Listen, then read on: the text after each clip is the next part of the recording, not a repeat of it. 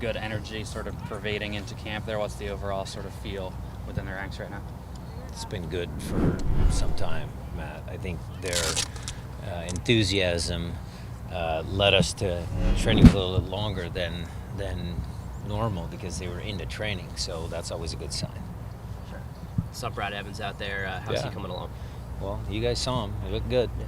So just, again, trying to incorporate him slowly and just make sure that we're doing right by him and right by the team because, we have a good team and, he's an important part of it. And we're just making sure that those two pieces fit. Going to see a few games now with Román and Chad's partnership back there. How do they complement each other, and how is it maybe a little bit different than how Chad and Brad complement each other? Well, first of all, I think the pairings turned out to be pretty good. I mean, you can look at both of them and say they're both pretty darn good soccer players, so that's number one. How they're meshing together is certainly a work in progress, because this is, again, just Román is getting back into it. But I think Chad is a really smart and helpful player. So he's helped Román a lot about, how he sees the game. And then Román on the other side can impart some words of wisdom to Chad. Maybe it's a different viewpoint outside of MLS because Chad has only known MLS. So I think that combination is a work in progress, but so far in the baby steps, it's been really good.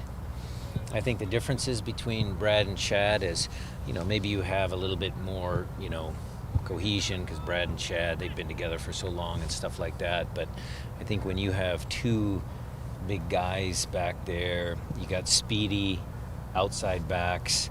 I mean, we can cover for some of the, I know they had the one breakaway there against Vancouver that Steph had to make the save, but for the most part, I'm pretty confident that we can be, aggressive. We cover that, and I love having two big, strong, aggressive center backs. That puts a smile on my face. Sure. We've seen Aaron Kovar get a little bit more involved in the past week or two. Is there a chance that he'll be available for Sunday? He will be available. It's just up to the coaching staff making that determination and selection. But he's come on great. The kid never stops working. He's still out there now, and that's just a benefit for us. What have you seen from Flacco? Is he a guy that you would rather have come off the bench or kind of start off in games? Well, I want all the players to push for starting positions. I want our job as a staff to be as difficult as possible, and I think Flacco has done that. He's accomplished that first step. Now, how do we get him incorporated again with the group and again a little more goal dangerous?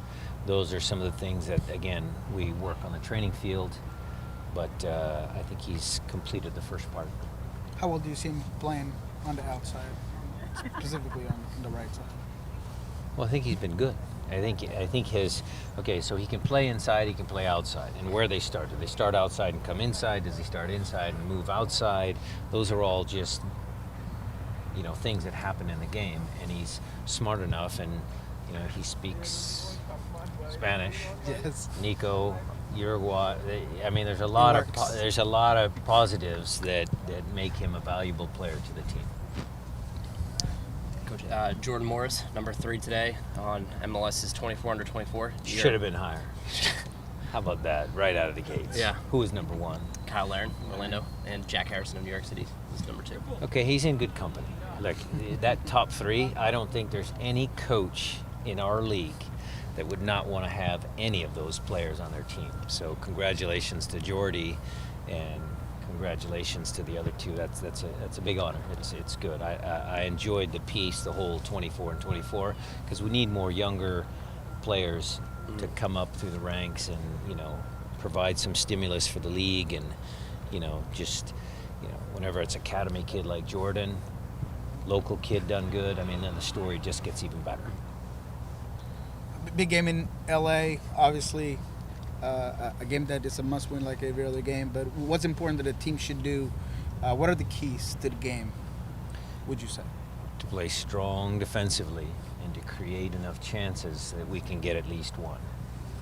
That's broken record, but LA's a very good team. Bruce is a good coach. I believe that this team will go down there and give me the effort that we need. So, can we combine the effort with the good soccer that will dictate, the outcome of the game?